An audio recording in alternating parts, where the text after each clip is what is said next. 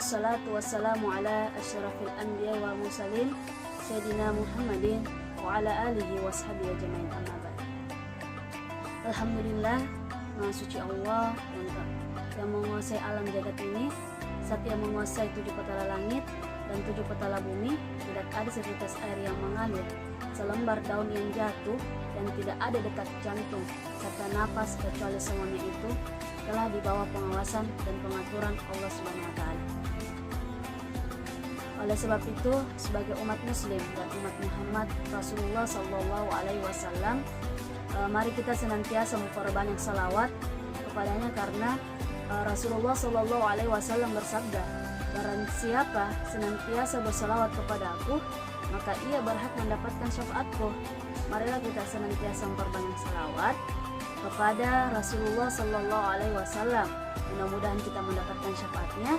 Allahumma sholli ala Sayyidina Muhammad wa ala ali Sayyidina Muhammad.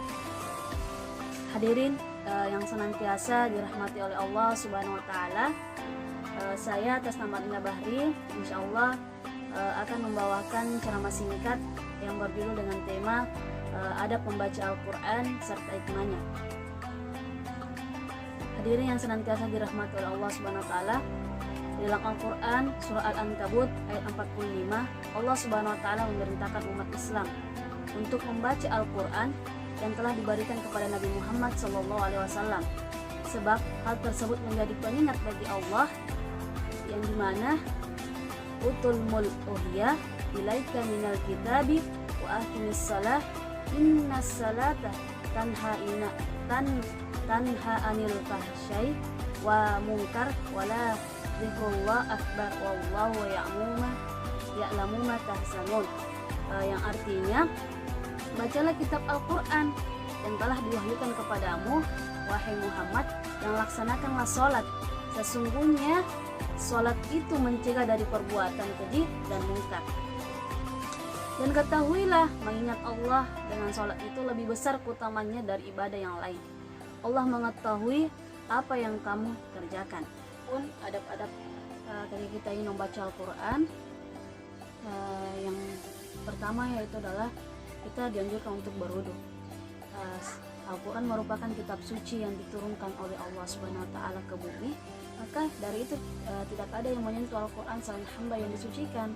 Jadi kita dianjurkan untuk berwudu terlebih dahulu, sebagaimana telah dijelaskan dalam Quran surah Al-Waqiah ayat 77 sampai dengan 79.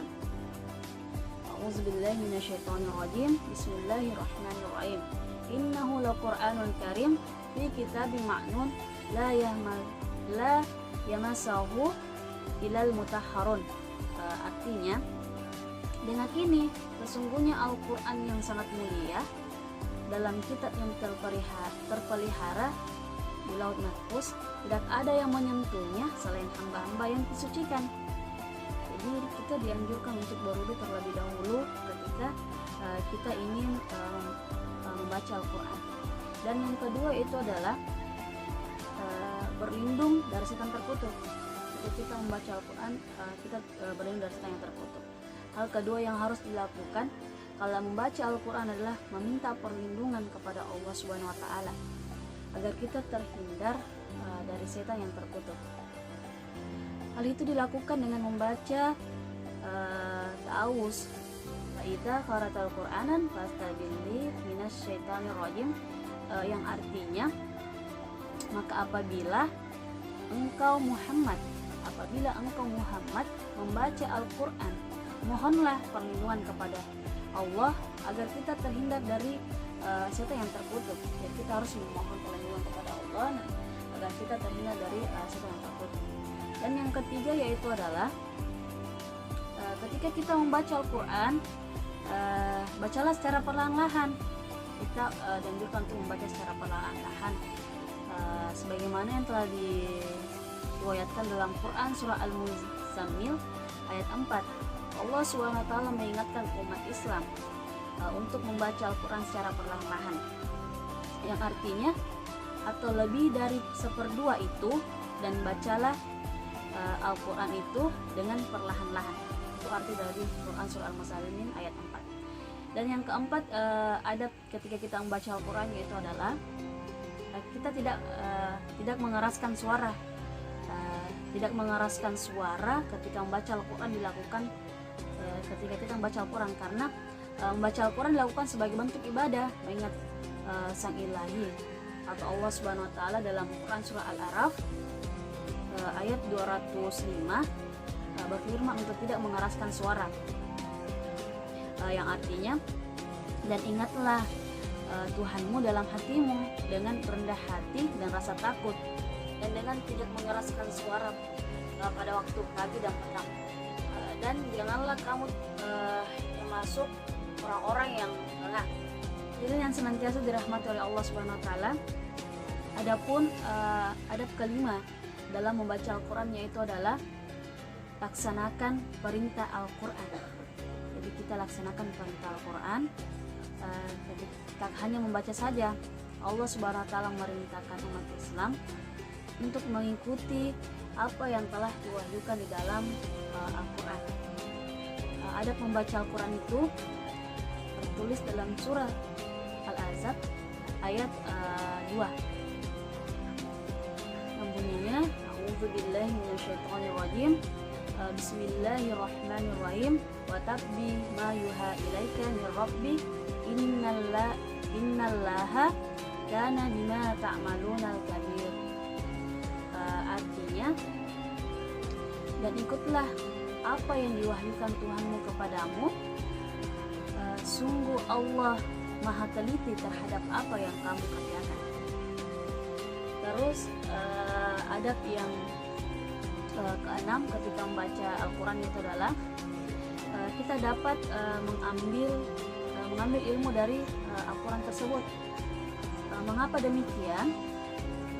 Al-Quran merupakan kitab suci yang sempurna. Al-Quran merupakan kitab suci yang sempurna berisi semua pengetahuan. Allah Subhanahu wa taala pun dalam Quran surah Al-Ibrahim ayat 52 memerintahkan agar umat Islam bisa mengambil pelajaran yang ada dari kitabnya, sebagaimana dalam Allah riwayatkan, yaitu Ia dan Al-Quran ini adalah penjelasan. Al-Quran ini adalah penjelasan bagi manusia agar mereka diberi peringatan dengannya, agar mereka mengetahui bahwa Dia adalah Tuhan yang Maha Esa, dan orang-orang yang berakal mengambil pelajaran di dalam Al-Quran tersebut.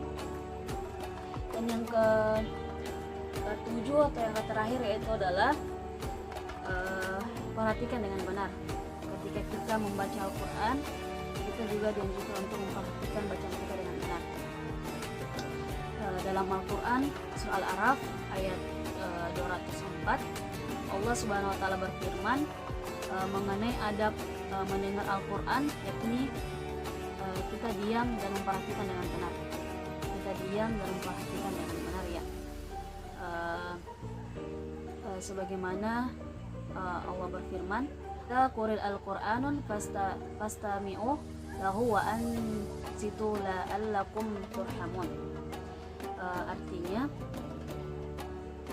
dan apabila dibacakan Al-Quran maka dengarkanlah, dan apabila dibacakan Al-Quran maka dengarkanlah dan diamlah agar kamu mendapatkan rahmat. Dari yang senantiasa dirahmati oleh Allah, adapun hikmah yang dapat kita ambil ketika kita membaca Al-Quran yaitu adalah yang pertama, seseorang yang rutin membaca Al-Quran akan mendapatkan pahala yang berlipat ganda. Selain itu, Rasulullah SAW bersabda sebagai berikut, barang siapa yang membaca satu huruf dari Al-Quran maka ia akan mendapatkan satu kebaikan. Nah, dari satu kebaikan itu ia akan menjadi 10 kebaikan pula. Dan yang kedua yaitu adalah memberikan syafaat di hari kiamat. Hikmah yang kedua ini adalah kita mendapatkan syafaat di hari kiamat ketika kita membaca Al-Quran. Dan yang ketiga, menjadi kemuliaan bagi orang tua kita di surga nanti. Jadi menjadi kemuliaan bagi orang tua kita di surga nanti. Barang siapa yang baca Al-Quran, mempelajari dan mengamalkannya, kelak pada hari kiamat dikenakan mahkota dari cahaya yang sinar kemuliaannya seperti cahaya matahari. Dan bagi kedua orang tuanya masing-masing dikenakan untuknya dua pakaian kebesaran yang tak bisa dinilai dengan dunia. Jadi orang tua kita itu akan mendapatkan pakaian yang kebesarannya yang tak bisa dinilai dengan dunia. Nah, itulah tadi hikmah yang dapat kita dapatkan ketika kita membaca Al-Quran. Nah, dapat disimpulkan bahwa Al-Quran ini merupakan kitab suci terakhir yang diturunkan kepada Nabi Muhammad SAW, yang di dalamnya dapat kita pelajari, hafalkan dan mengamalkannya. Karena di dalam kitab suci Al-Quran ini luar biasa ya manfaatnya dan pahala yang kita dapatkan. Oleh sebab itu, marilah kita membaca Al-Quran agar kita dapat terhindar dari hal-hal yang buruk.